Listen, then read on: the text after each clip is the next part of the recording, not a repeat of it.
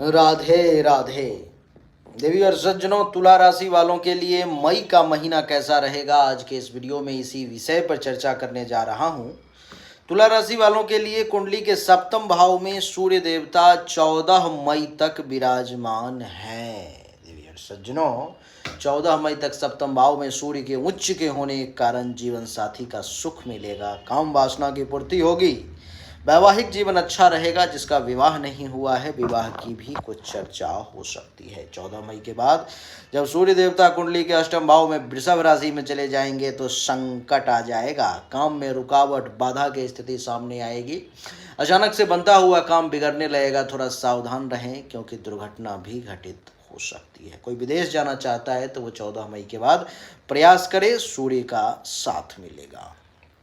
मंगल देवता जो है सो कुंडली के दसम भाव में है, पिताजी का स्वास्थ्य गड़बड़ हो सकता है, पिताजी के साथ वाद विवाद और टेंशन तनाव की स्थिति भी सामने आ सकती है। देवी और सज्जनों, मान सम्मान प्रतिष्ठा में मंगल देवता कुछ कमी लाने का प्रयास कर सकते हैं और किसी से टकराव झगड़ा भी करवा सकते हैं। बुध जो है 7 मई तक कुंडली के छठे भाव में है तो दुश्मनों के द्वारा परेशानी, चिंता, हेल्थ वाइज इशू दे सकते हैं। 7 मई के बाद 7 मई से 23 मई के बीच में सप्तम भाव में बुध देवता हैं और कुंडली के नवम भाव के मालिक हैं, यानी कि जीवन साथी का सपोर्ट लेकर के अगर काम करोगे तो भाग्य का विशेष साथ मिलेगा, ऐसा बुध देवता बताना चाह रहे हैं।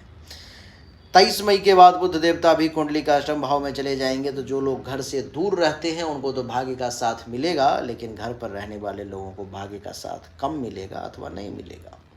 देवगुरु बृहस्पति भी कुंडली के अष्टम भाव में है। 14 मई तक तो ज्योतिष, विज्ञान, रिसर्च, तंत्र मंत्र में ज़्यादा रुचि जागृत होगी। 14 मई के बाद जब नवम भाव में भाग्य के घर में चले जाएंगे तो भाग्य का खूब साथ मिलेगा। धर्म, कर्म, मंगल कार्य, तीर्थ यात्रा, जप तप करेंगे, भाग्य भरोसे बड़ा बड़ा काम अपने आप होता हुआ चला जाएगा।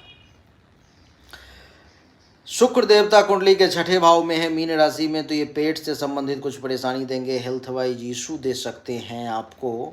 और शनि भी छठे भाव में है तो माता जी को और संतान को भी कुछ हेल्थ वाइज इशू और कुछ वाद विवाद हो सकता है। राहु भी छठे भाव में है तो ये भी पेट से संबंधित परेशानी। 18 मई के बाद ये पंचम भाव में आ जाएंगे तो लव अफेयर शुरू करवा देंगे। केतु कुंडली के द्वादश भाव में है, 18 मई तक तो खर्चा ज़्यादा करवाएंगे और उसके बाद एकादश में आ जाएंगे तो लाभ देंगे, उपलब्धि की प्राप्ति देंगे।